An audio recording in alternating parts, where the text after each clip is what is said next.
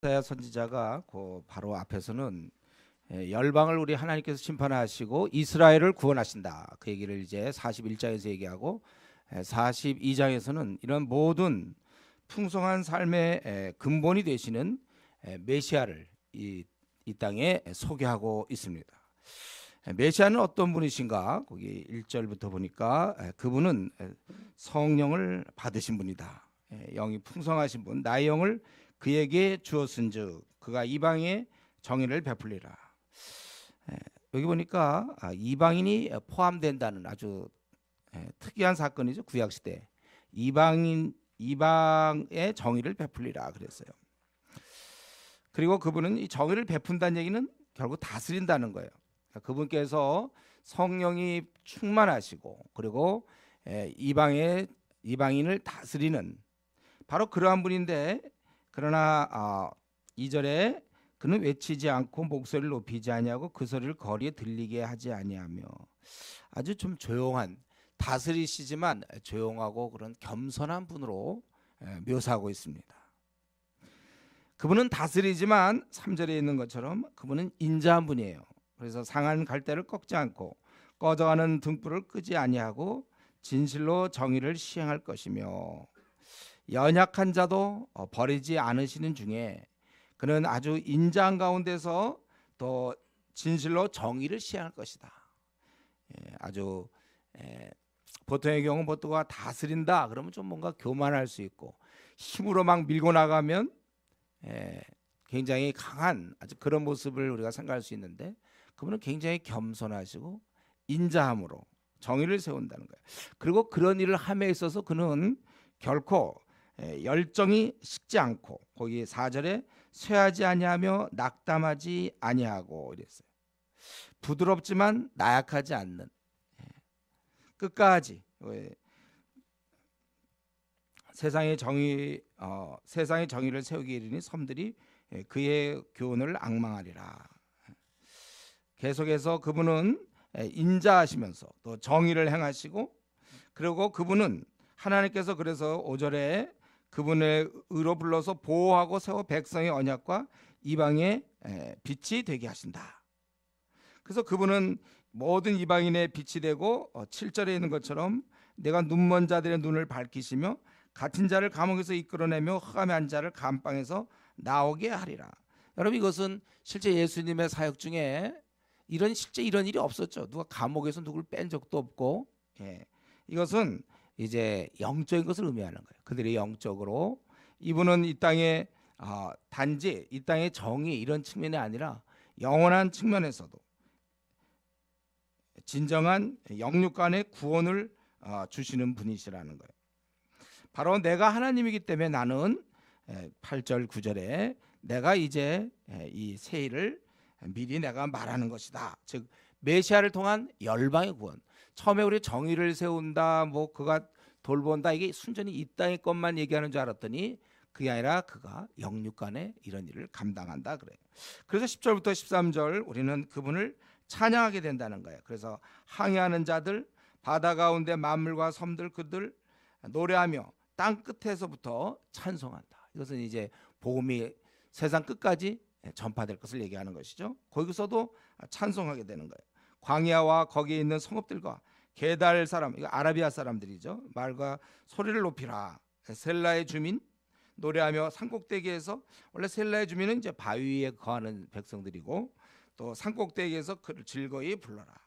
또 섬들, 멀리 떨어져 있는 섬들도 그를 찬송하고, 그러니까 먼 곳에서 곳곳에서 어디에서나 그분을 마음껏 찬양해야 된다는 거예요. 하나님께서는 그의 대적을 크게 치실 것이다. 그러니까 지금 1절부터 13절까지 메시아는 어떤 분이신가 이걸 소개했단 말이에요. 그래서 그분을 우리가 찬양해야 되는데, 우리 다시 한번 우리가 이 오늘 말씀을 통해서 우리가 알고 있는 이 예수님은 어떤 분이신가? 예수님이 일단 성령이 충만한 분이라고 1절에 얘기했죠. 영을 그에게 주었다.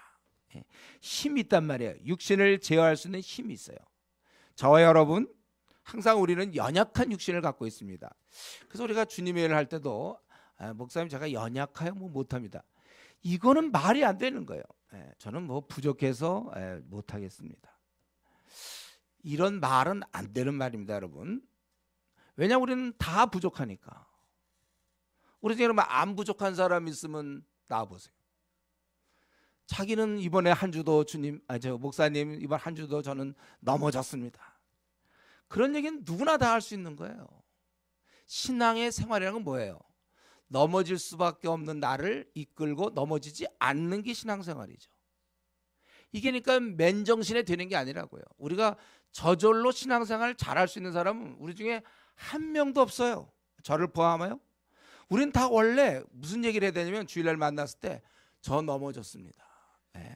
우리 그런 얘기만 해야 돼. 우리 모여가지고 전 쓰러졌으며 저는 연약하며 서로 그 연약함에 대한 대결. 누가 더 연약한가? 누가 더 한심한가? 네.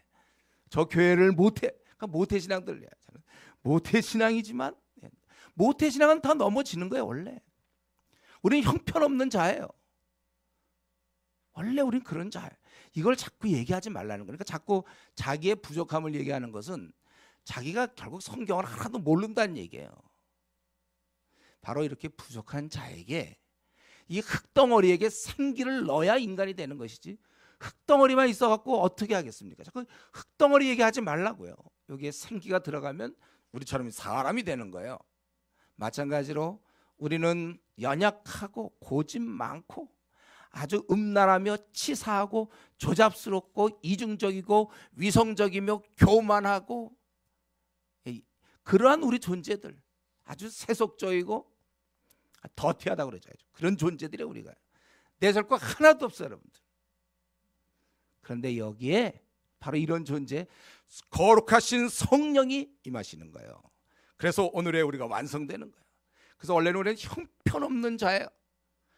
그 신문에 나는 거 뭐 누가 뭐 얘기했다 얘기할 것도 없어요. 그거는 자기도 다 그럴 거니까.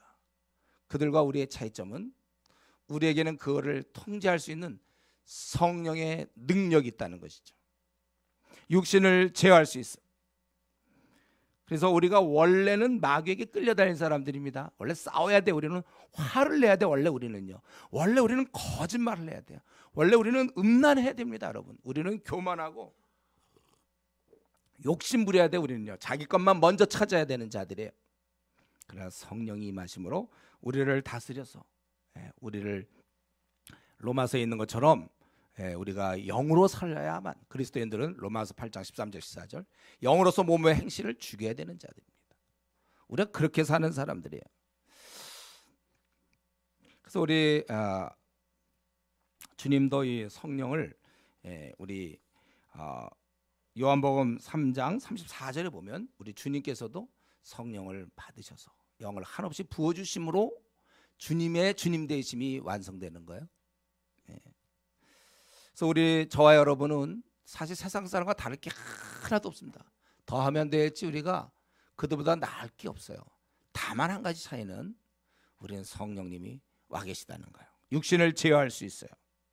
그래서 영으로서 몸의 행실을 죽이는 것이고, 바울 사도도 고린도서 7장 9장에 자기를 처복종시킨다고 그랬어요.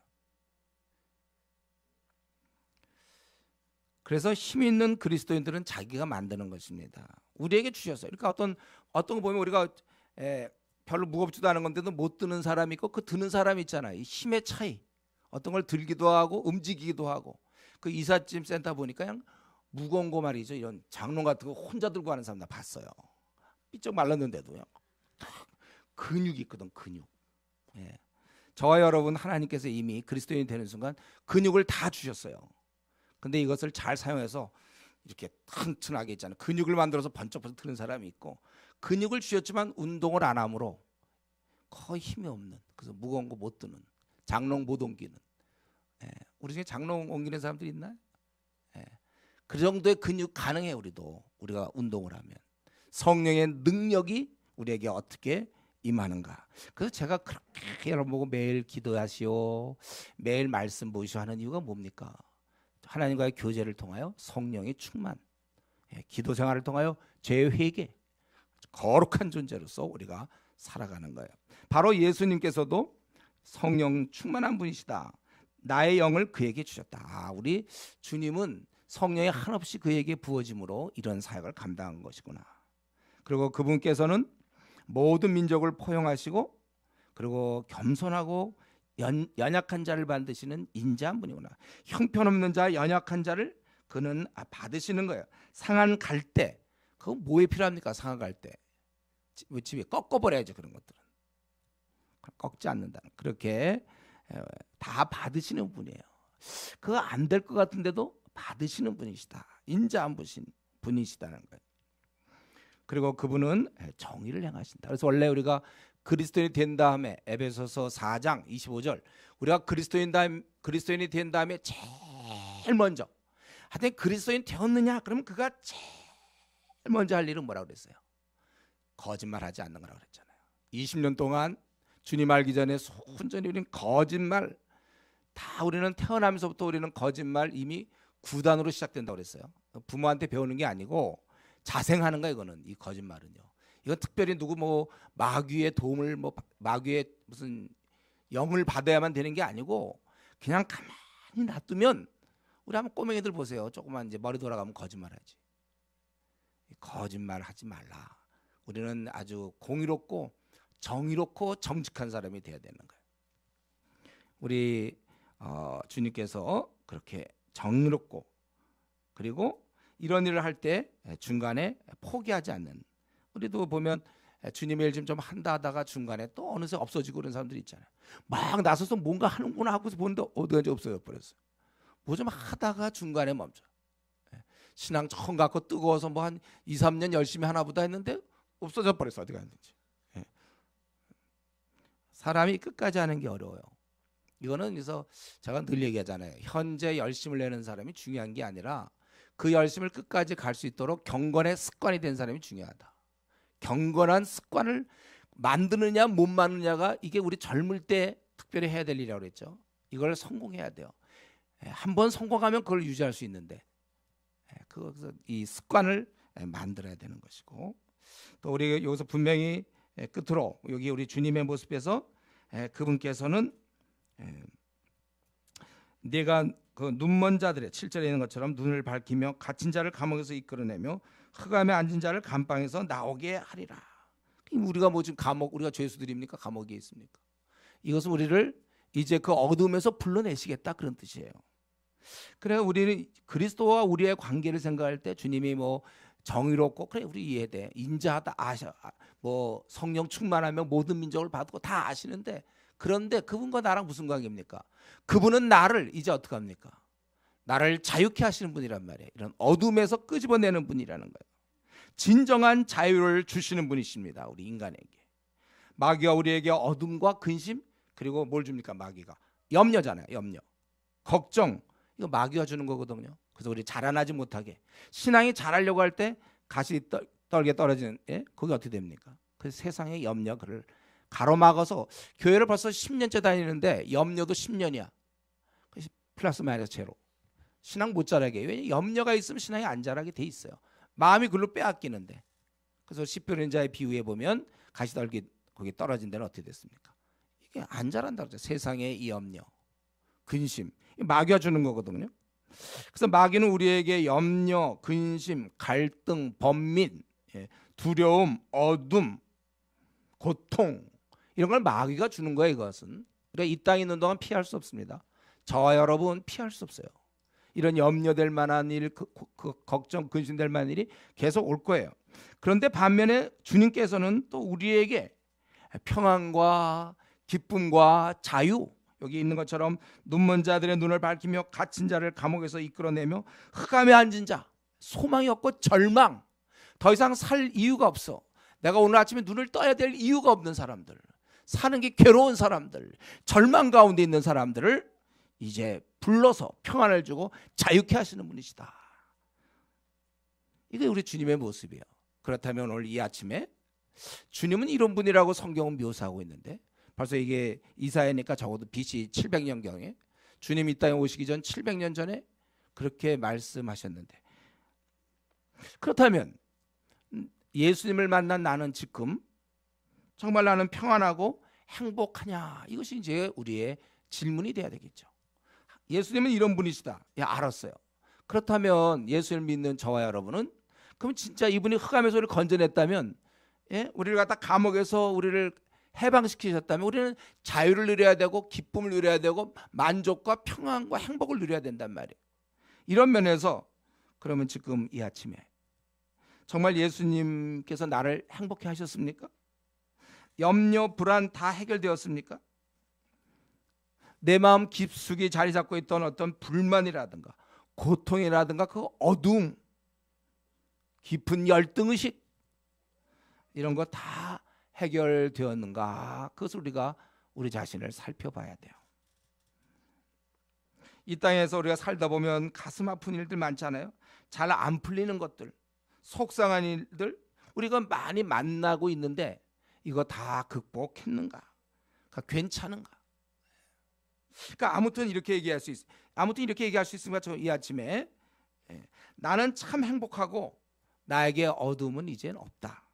나는 정말 이거 귀한 건 나는 얻었다. 나는 이제 사는 것에 대한 어느 이제 단계를 나는 들어갔구나 확실하게. 내가 돈은 없어요. 또 하는 일마다 이상하게 안 풀려요. 그래도 나는 굉장히 평안하다. 그 안 풀리는 것보다 주님 주신 평안이 더 커. 안 풀리는 거, 또 어려움 당하는 거, 속상한 거, 잠이 안 오는 거, 어떻게 보면 어둠에 있는 거, 어떻게 보면 감옥에 있는 거, 이런 것보다 주님이 주신 그 기쁜 평안이 더 커야 되는 거예요. 그래서 우리는 지금 이렇게 얘기할 수 있어요. 이 땅에서 나에게 어려움은 물론 뭐 매일매일 찾아온다고도 볼 수 있어요. 네, 누구랑 얘기할 때도 네, 저에게 뭐 어려움이 늘 찾아오고, 뭐 되는 거 하나도 없죠. 그런데 저는 괜찮습니다. 괜찮죠. 그럼 뭐 그까짓 거 뭐 일이 좀 안 풀리는 거고, 그 어려움 뭐 줘봤자 이 땅에 70년짜리고 80년짜리. 제가 지난 시간에 얘기했죠. 뭐 하나님의 다 뜻이 있겠죠. 뭐 일이 이렇게 안 풀리는 거, 안 풀려도 지질이 안 풀려. 그럼 하나님의 무슨 뜻이 있겠죠. 저는 그러나 행복합니다. 이런 자세. 여러분 그렇게 얘기할 수 있냐고요. 지금 다 하나도 안 풀리는데도 이때 네 이렇게 얘기할 수가 없는 사람이 있습니까? 우리 중에? 하나님께 나가야 돼요. 자유케 하시는 그분께 나가서 이제 우리가 제가 어제 지난번에 말씀드렸죠. 만약에 바울 사도라면 내가 이런 문제 갖고 그렇게 어려워하고 잠 못 자겠습니까? 바울 사도라면. 여러분 바울도 그랬을까요? 지금 현재 각자가 당하는 문제 있죠. 문제 없는 사람이 지금 없을걸요?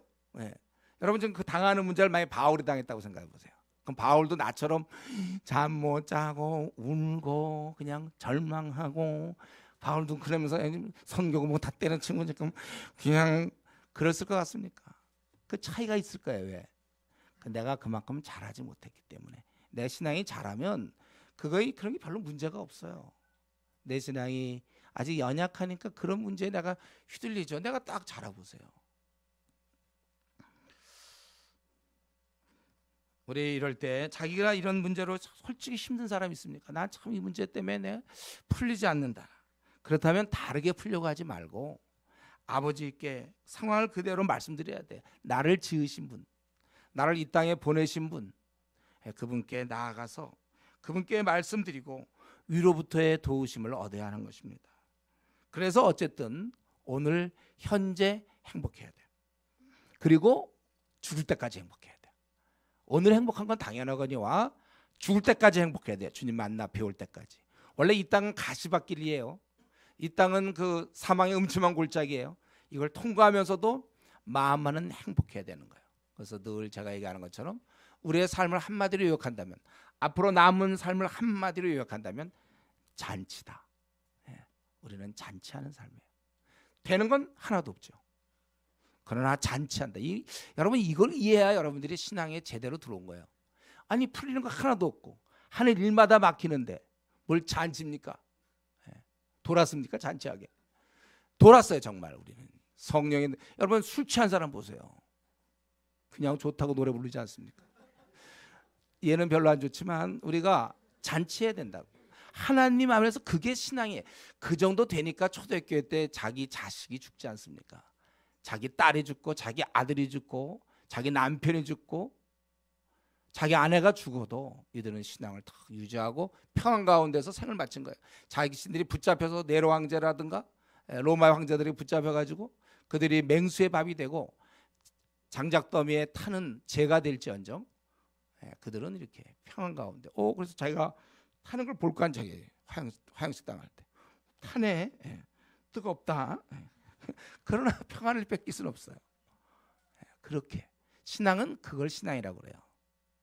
그냥 뭐 힘들 때 같이 울고 말이죠. 또 편하면 좋다고 해가지고 그럼 우리가 웃을 날이 얼마나 되겠습니까? 이 나그네 길에서. 신앙을 여러분 더 굳게 하세요. 다른 말로 하면 더 하나님께 기도하고 매달리고 성경 보고 깊은 동행을 해야 되는 것입니다. 어쨌든 오늘 이 42장 1절부터 13절에 아주 중요한 것은 하나님께서 우리 인생들에게 좋은 것을 많이 주셨습니다. 우리에게 건강도 주시고 볼 수 있게 하시고 듣게 하시고 걷게 하시고 생각하게 하시고 좋은 거 많이 주셨지만 독생자까지 보내주셨다는 거예요. 이는 어떤 협상이나 조건부 타협이 아니라 하나님께서 스스로 주권적 결정이십니다. 아들 예수님은 또 이것에 순종하여 이 땅에 우리를 위해서 죽으려고 우리를 구원하시기 위해서 자기를 버리려고 이 땅에 오신 것. 그게 바로 기쁘다 구주 오셨네요. 우리 크리스마스 그거 아니면 왜 기쁩니까? 주님 오셔서 왜 기뻐요? 노는 날이기 때문에.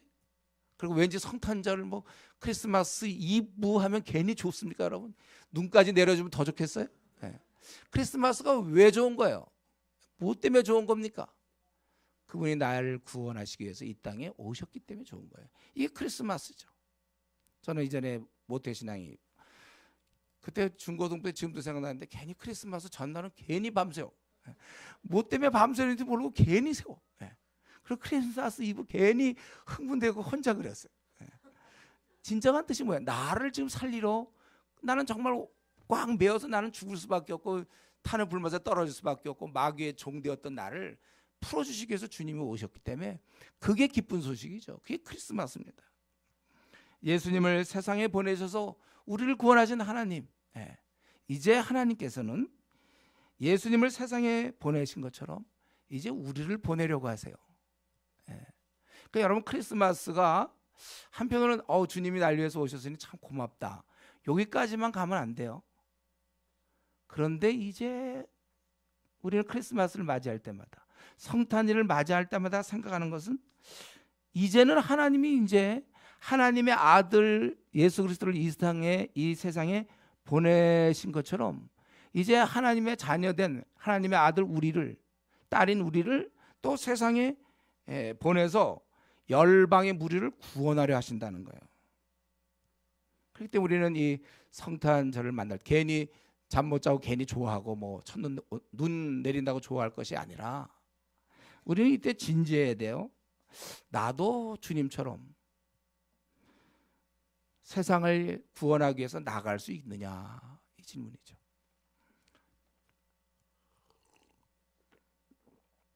사실 진정한 행복, 삶의 의미는 내가 주 안에서 평안을 누린다. 지금 나 너무 고통받고 그런데 참 자유롭다.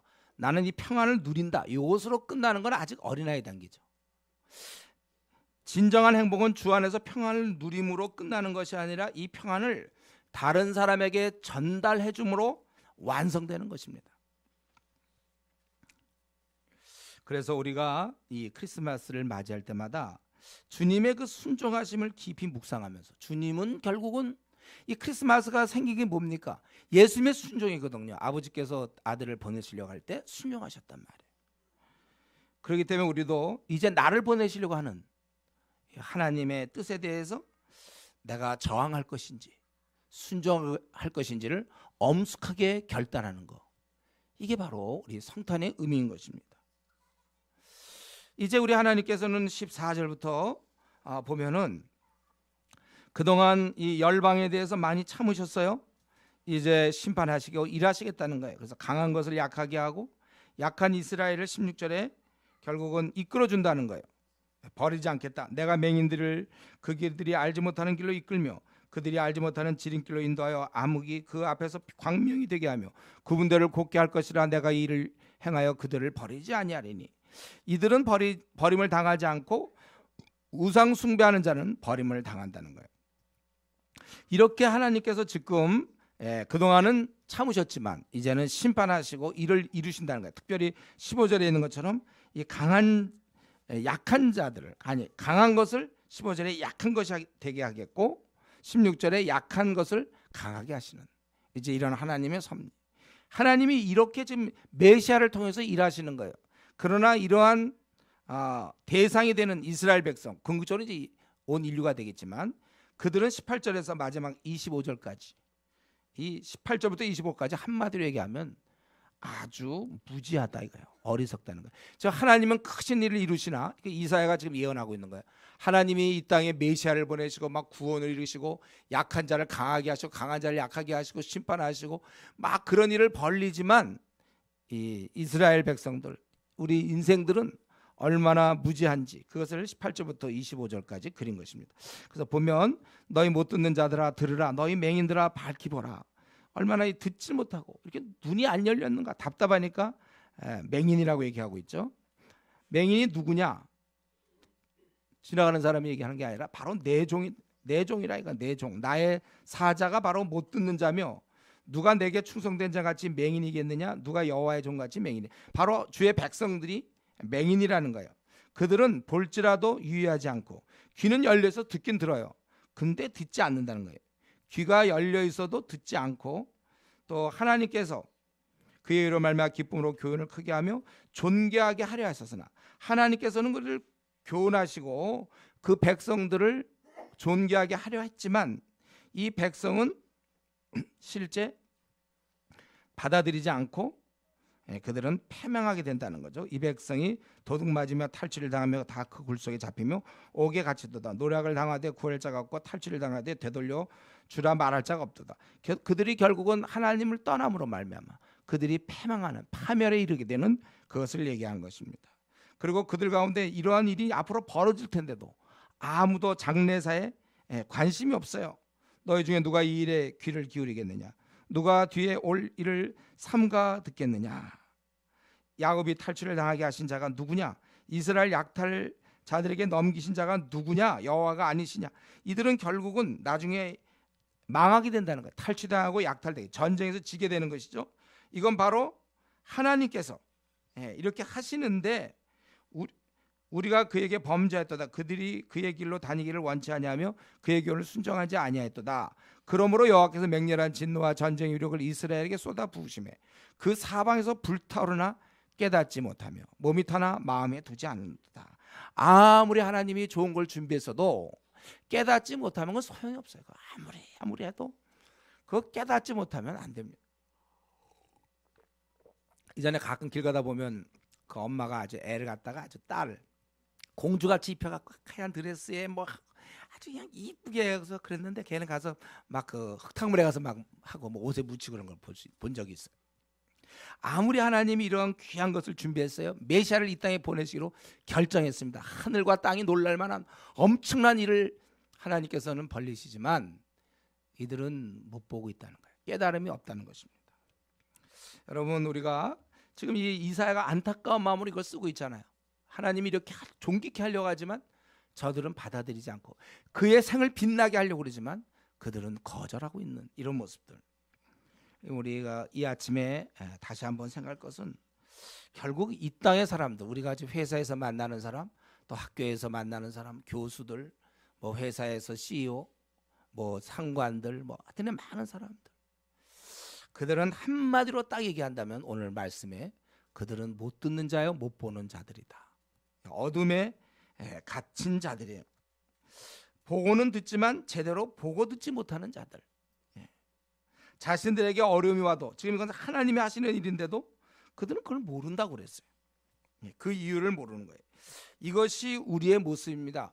세상 돌아가는 것에 대해서는 꽤 빠삭하게 알 수 있어요. 관심도 있고 어느 정도 지식은 있어요. 세상이 요즘 돌아가고 뭐 한국과 중국과 일본 뭐 어떻게 미국 뭐 이런 거 많이 얘기할 수 있는지 모르겠어요. 그러나 영적인 면에서는 맹인이에요. 하나도 안 보여. 참 둔하고 어리석어요. 자가 이 땅에 왜 태어났고 왜 살고 어디로 가야 되며 내가 왜 이 땅에서 밥을 먹고 아침에 일어나야 되고 무엇을 위해서 내가 살아야 되는지 꽤 똑똑한데 PhD인데 하나도 몰라. 바보야. 이 땅에만 알아요. 중국과 한국과의 관계만 알아요. 일본과 관계만 알고. 그리고 어떻게 하면 뭐 이 땅에서 벌어지는 뭐 어떻게 재테크에 할 수 있는지, 뭐 요즘 돌아가는 거 상황 잘 알고, 그것만 알지 자기 영혼이 어떻게 해야 돼야 정말 재테크가 돼서 자기 영혼이 풍성하게 되며 자기가 어떻게 하나님께 어떻게 사용돼야 될지를 전혀 생각을 못한단 말이에요. 자기가 영적인 면에서는 얼마나 둔한지 몰라요. 어두운지 몰라. 자기가 지금 어떤 상태에 있는지 몰라. 지금 하나님께서 자기를 지금 어떻게 평가할지를 전혀 모르고 있어요. 그렇게 똑똑한 사람이 하버드 대학 나오고 말이지, 박사학위 한 3개 받아도 자기가 지금 하나님 앞에 죄인이며 진노의 대상이며 또 자기는 지금 아무런 생의 열매를 맺고 있지 못하는 아주 삐쩍 마른 가지인 것을, 남인 걸 모르고 아직도 도도하게 살고 있단 말이에요.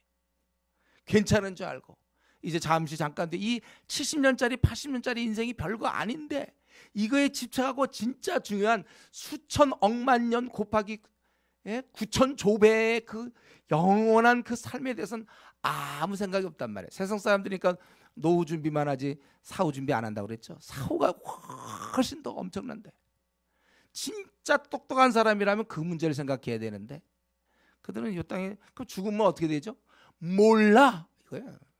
나 아는 사람 만나봤어요. 죽은 다음에는 어떻게 됩니까? 몰라요. 확신 있는 소리죠. 몰라. 정말 이 영적으로 어두워져 있는 거예요. 자기들이 왜 이렇게 지금 고통을 당해야 되고 어려움을 당해야 되는지 이게 하나도 안 보이는 거예요. 영적 분별력이 없는, 그것이 바로 우리 인생입니다. 영적으로 심히 어두워진 인생들, 이렇게 표현할 수 있어요. 이것은 지금도 마찬가지라는 거죠. 그 당시뿐만 아니라 지금도 모든 인류는 어둠에 잠겨 있어요. 그러니까 우리가 요즘 뭐 사회적으로 뭐 노벨 평화상을 받든지 뭐 이런 거 할 때 보면 뭐 갇힌 자를 뭐 좀 어느 정도 자유케 한다든가 뭐 민족의 그런 소수인종을 보호한다든가 뭐 이런 얘기하지만 사실 모든 인류는 지금 어둠에 잠겨 있고 이들을 이 빛 앞에 나오게 하는 사람들. 지금 여러분 우리 주위의 가족 중에서 혹은 친구 중에 또 직장 동료 중에 많은 사람이 어둠에 살아가고 있음을 깊이 깨달아야 돼. 그들은 이 어둠을 이길 재간이 없으니까 술 마시는 거예요. 그래서 술 먹어야 돼. 신앙이 없었으면 우리도 매일 술이나 먹어야 됩니다, 여러분. 정말 우리가 신앙이 없었다면 우리는 술을 먹을 뿐만 아니라 마약을 해야죠. 왜 안 하십니까, 마약을? 우리가 정말 이 땅에 무슨 낙으로 사는 거예요?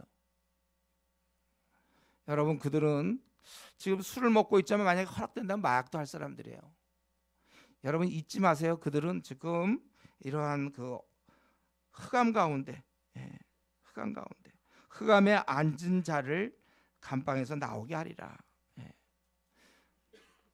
우리가 참 만나는 사람들이 이런 상태에 있다는 것을 우리가 깨닫고 그들이 어둠에서 나오기까지 우리가 열심히 도와줘야 될 것입니다.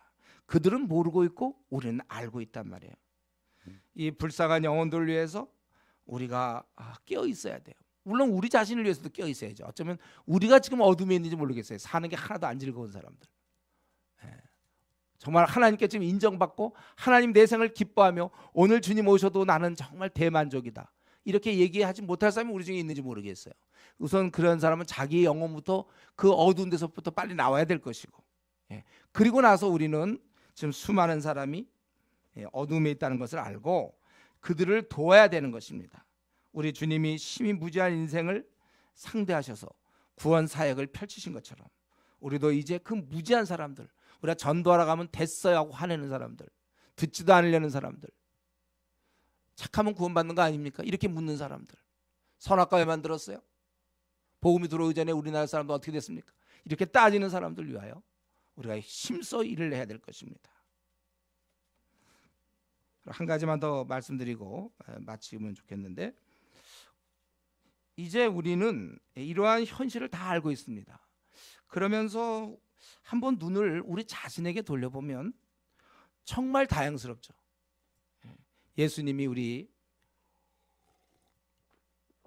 예수님만이 오직 이 인류의 유일한 길이시고 구원의 문이시고 우리는 그분 통하여 천국에 이르렀고 이 온 우주 삼라만상 우연이 된 것이 아니라 창조주가 지으셨고 내 인생도 지으셨으며 이 땅에서 열매 맺다가 이제 주님 만나야 될 것이고 언젠가 알 수 없는 그날 우리는 다 주님의 마당에 설 것이고 자가 행했던 것을 직고하게 된다고 로마서에 있는 것처럼 내 어떻게 살았는지를 이제 얘기하며 그럴 때 우리 주님이 칭찬하실 것이고 이제 우리는 이런 모든 걸 알고 있단 말이에요. 우리는 이것에 대해서 감사해야 돼요. 내 눈이 밝아진 것에 대해서 여러분 감사해야 돼요. 어쩌다가 이런 말이 좋죠. 어쩌다가 이 깊은 무지와 어둠에서 어떻게 내가 벗어났는지 이런 진리를 알게 되었는지 이건 그냥 어떻게 표현이 안 해. 그래서 그냥 말할 수 없는 그러니까 말로 표현할 수 없는 은혜. 이게 은혜죠. 난 좀 요즘 자유롭게 살고 싶은데 우리가 믿는 건 꼭 무슨 율법 지키는 것 같고 아이고 참 답답하다. 우리는 은혜를 깨닫고 있다. 이런 얘기하면 안 되죠. 은혜는 이겁니다. 나같이 정말 한심한 존재가 그리스도의 말할 수 없는 그 사랑으로 말미암아 내가 이렇게 구원받고 이 지금 천국 백성이 돼서 이 반열에 여러분들이 끼어서 지금 천국의 여정을 그 길을 지금 가고 있다는 사실 이게 은혜예요. 말할 수 없는 은혜. 이 땅에서 돈이 없지요. 이 땅에서 학벌 없어요. 뭐 풀리는 거 없어요. 그러나 이 은혜를 얻었단 말이에요, 여러분. 그렇다면 여러분이 이 은혜를 진실로 받아들인다면 그렇다면 할 일이 한 가지 있어요. 우리가 계속해서 이 눈이 영적인 눈이 더 밝아지고 이해가 더 생길 수 있도록 노력해야 된다는 것입니다. 그렇기 때문에 주일 교인이 위험한 이유가 그냥 일주일에 한번 와갖고 그게 뭐 됩니까? 여러분 중국어 공부도 있잖아요. 하려면 매일 하루에 뭐 30분 1시간이면 1시간 이렇게 꾸준히 해야죠. 하루에 한 3시간씩 꾸준히 하면 더 좋죠. 그거는 그래야 되는 것이지 일주일에 한 번 학원 가갖고 한 20분 30분 그것도 약간 비몽사몽해서 설교 말씀 듣고 그리고 집에 가서 예배 드렸다. 물론 예배 드리는 횟수로 신앙이 는다면요 그건 제일 좋죠. 우리가 이런 면에 있어서 노력해야 된단 말이에요. 내가 진짜 영적인 단계에 깊이 들어가도록 성경 66권에 대해서 밝히 알도록 그렇게 공부하셔야 된단 말이에요.